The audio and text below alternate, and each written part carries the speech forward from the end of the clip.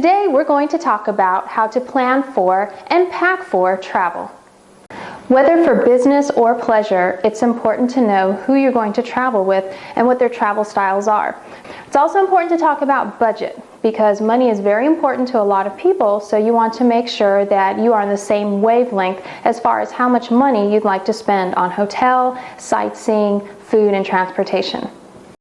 Once you know your travel destination, who you're going with, and what your budget is, it's time to start researching that destination so you know what hotels to stay in and what sites to see.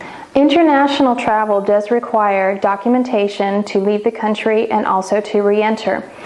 You need to make sure that you have your passport before you leave, and that can take up to 2 months.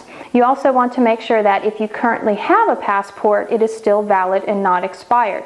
Some countries do require visas, and for those visa requirements, you often need 2 to 3 blank pages in your passport, so you need to make sure that you have those. Visas can take up to 2 months to get, so make sure that you plan ahead for that.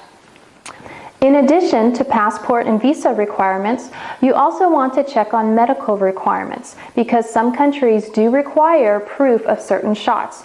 If you are planning on driving in a foreign country, you also need to check on the international driver's license requirements because some countries do not accept an American driver's license and you can only drive with an international driver's license.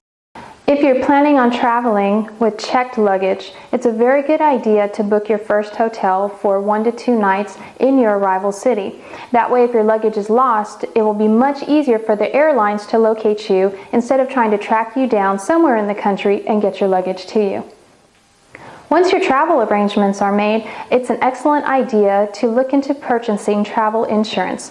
That way you're protected against travel delays or cancellations, and you can get a refund on airline tickets or tours that you've already purchased. You might also look into your medical coverage that you have overseas. Some insurance companies do cover overseas mishaps and some do not. That way you know whether or not to add a medical waiver to your travel insurance.